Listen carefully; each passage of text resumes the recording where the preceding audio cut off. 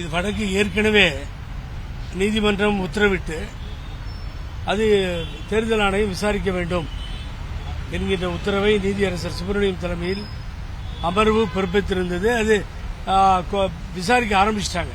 Election commission of India, நானும் mister Suriyamoorthy இதில் பார்ட்டியாருக்கு அத்தனை பேரும் அங்கே போயிருக்கோம். விசாரித்திருக்கிறார்கள்.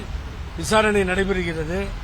அதிலேயே அவங்க டெல்லி கோர்ட்டை டெல்லி கொடுத்த கோர்ட் ஆர்டரை ஒபே பண்ணல, கம்ப்ளைண்ட் பண்ணலன்னு சொல்லி ஒரு கண்டெம்ட் மூவி நேற்று கண்டெம்ட் வந்தது டெல்லியில்.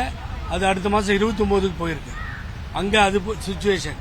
இங்கே நாங்கள் இப்போ கேஸ் ஒன்றும் போடல, விசாரிக்க சொன்னது எலெக்ஷன் கமிஷனுக்கு போயிட்டோம். இப்போ இங்கே என்ன பிரச்சனைன்னு கேட்டீங்கன்னா, சீக்கிரமா விசாரிச்சு பழனிசாமிக்கு சொல்லுமா. இந்த நீதிமன்றம் கால நிர்ணயம் ஒரு 4 வீக்ஸ் 6 வீக்ஸ் அப்படின்னு கொடுங்கன்னு சொல்லி கேட்டாங்க. அதை நீதியரசர் கொடுக்கவில்லை. 10ஆம் தேதிக்கு ஒத்தி வைத்திருக்கிறார். முதல்ல காப்பியை ஒழுங்கா சர்வ் பண்ணல அவங்க யாருக்குமே. That is the case. So அதனால காப்பியெல்லாம் வரல அப்படின்னு சொல்லிட்டோம். ஆகவே 10ஆம் தேதிக்கு அதை இப்பொழுது தள்ளி வைத்திருக்கிறார் நீதிபதி அவர்கள்.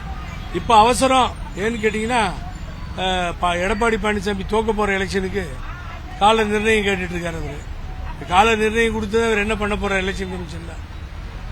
ஆகவே தேர்தல் ஆணையத்தை பொறுத்தவரை அவருக்கு எந்த அதிகாரத்தையும் வழங்கக்கூடாது என்பதைத்தான் போராடி கொண்டிருக்கிறோம். தேர்தல் ஆணையம் எந்த அதிகாரத்தையும் வழங்கக்கூடாது.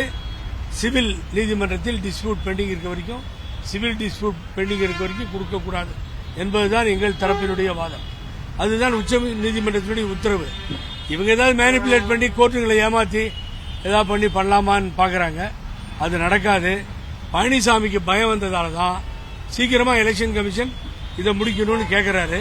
அது அவ்வளவு சீக்கிரம் முடியாது. ஏன்னா எங்களுடைய கால நிர்ணயம் கொடுத்த மனுக்கள் எல்லாம் பல வருஷமா நான் கொடுத்தது, சூரியமூர்த்தி கொடுத்தது, இப்படி பலர் கொடுத்தது அங்க பெண்டிங் இருக்கு.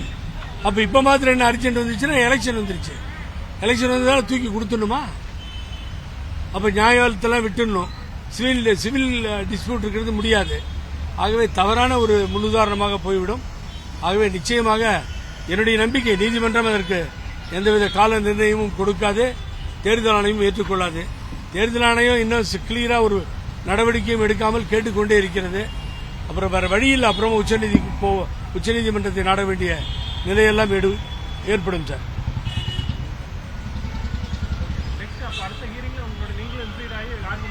ஆமா, நாங்க இன்னைக்கு இந்த காப்பியை சர்வ் பண்ணுவாங்க. எங்க லாயர் திருமூர்த்தி வந்திருந்தார். அவரும் அதை சொன்னாரு, மேடம் ராஜலட்சுமியும் சொன்னாங்க.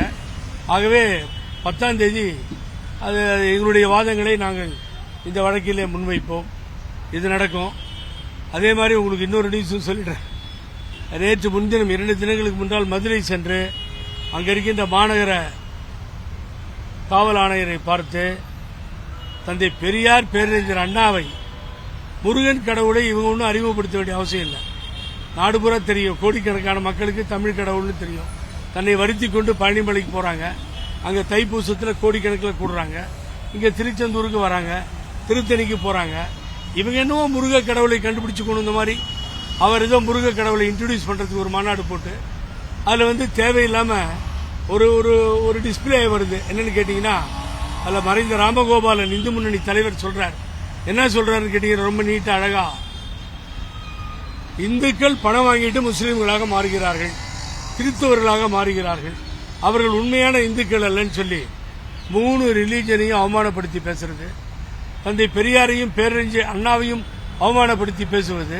அந்த மேடையிலேயே இந்த திராவிட இயக்கத்தால் வந்த ஆட்சியில் வந்தவர்கள் அமைச்சர்களாக தந்தை பெரியார், பேரறிஞர் அண்ணா, புரட்சித் தலைவர் எம்ஜிஆர், அம்மா வழியில வந்த 4 அமைச்சர் அதை வேடிக்கை பார்ப்பது, இதற்கு பின்னாலும் இவர்கள் பிஜேபிக்கு அடிமையாக இருப்பது, இதெல்லாம் நடந்துகிட்டு இருக்கு. அது சம்பந்தமா ஒரு எஃப்ஐஆர் சொல்லி கொடுத்தேன். அன்னைக்கு ஏதோ ஒரு எஃப்ஐஆர் போட்டிருக்காங்கன்றாங்க, வெரிஃபை பண்ணணும். It is case. ஆமா, அது பார்க்கணும். நம்ம கொடுத்ததுல என்ன பண்றாங்கன்றத we will wait and see. அதுல என்ன பண்றாங்க, இல்லைன்னா கோர்ட்டுக்கு போவோம், மதுரை ஹைகோர்ட்டுக்கு போய் டைரக்ஷன் கேட்போம். சார் மதுரையில் இல்ல, அந்த 4 அமைச்சர்கள் மீதும் அதிமுக முன்னாள் அமைச்சர்கள், இன்றைய சட்டமன்ற உறுப்பினர்கள் ஓத்து எடுத்திருக்காங்க. சார், ரிலீஜனுக்கு எதிராக நாங்கள் எதுவும் செய்ய மாட்டோம்னு. அது அவங்க எடுத்தது அந்த மக்களுக்கு எதிராக ஒன்றும் இல்லையா? அங்க கிறிஸ்தவர்கள் வாக்களிக்கவில்லையா? முஸ்லீம்கள் வாக்களிக்கவில்லையா? இஸ்லாமிய சகோதரர்கள், இந்துக்கள் வாக்களிக்கவில்லையா? இவங்களாம் கிரிட்டிசைஸ் பண்றதை வேடிக்கை பார்க்கறாங்க. முதல்ல பெரியாரையும் அண்ணாவையும் கிரிட்டிசைஸ் பண்றதை வேடிக்கை பார்த்துட்டு உட்கார்ந்து இருந்தாங்கன்னா அதையும் சர்வசாதாரணமா எடுத்துக் கொள்கிறார்கள். ஆகவே அவர்கள் போட்ட பிச்சை தான் இந்த அமைச்சர்கள், முன்னாள் அமைச்சர்கள். அதை அப்படி பண்றாங்கன்னா மக்கள் பதில் சொல்வார்கள் தேர்தல் நேரத்தில். பார்ப்போம். இந்த அரசு நடவடிக்கை எடுக்க வேண்டும். எனக்கு ரொம்ப வருத்தமா இருக்கு. என்னன்னா இன்னைக்கு நான் பதிவு பண்றேன், மாண்புமிகு தமிழக முதல்வர் அவர்களுக்கு கொலையில இழுத்துட்டு போய் அடிச்சதுல அந்த போலீஸ்காரர்கள் தண்டிக்கப்பட வேண்டியவர்கள். ஐபிஎஸ் மாத்திரம் ஏன் சார் தப்பிக்க விட்டுறீங்க? டிஎஸ்பி, இன்ஸ்பெக்டர் எல்லாம் பனிஷ் பண்றீங்க. அவருக்கு மாத்திரம் டிரான்ஸ்பர் கொடுத்து அபைன்ஸ்ல வைக்கிறீங்க. என்னங்க நியாயம் இது? ஐபிஎஸ் படிச்ச அத்தனை பேரும் நடந்து கொள்ளும் விதம் 70%, ஏதோ ஒரு 30% சரியா இருப்பாங்க தமிழ்நாடு. 70% ஏதோ ராஜாக்கள் போல நடந்துக்கிறாங்க. அவங்கள பாக்குறது கஷ்டம், பேசுறது கஷ்டம், மனு கொடுக்கிறது கஷ்டம். அவங்கள்ட்ட போய் ஒரு சாதாரண மனிதன் எதையும் எடுத்து சொல்ல முடியாது. ஐபிஎஸ் ஆபீசர் ஆகவே கீழே இருக்க போலீஸ் தான் எல்லாத்தையும் தாங்க வேண்டியிருக்கு. ஆகவே இதை முதல்வர் தான் தெரிந்து கொள்ள வேண்டும். இந்த நடவடிக்கைகளுக்கு முற்றுப்புள்ளி வைக்க வேண்டும்.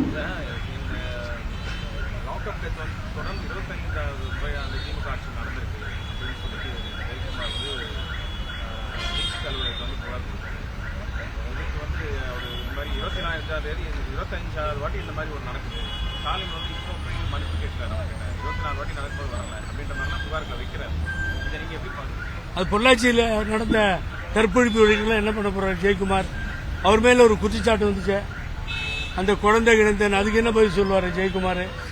ஆகவே இதெல்லாம் சிந்துண்டர் இது மாதிரி ஏதோ யோகியஸ்தர்கள் போல இதை பேசுவதற்கு பழனிசாமிக்கும் முந்தைய அரசு பழனிசாமி தலைமையில் இருக்கின்ற அவர்களுக்கும் எந்த யோகியதையும் இல்லை.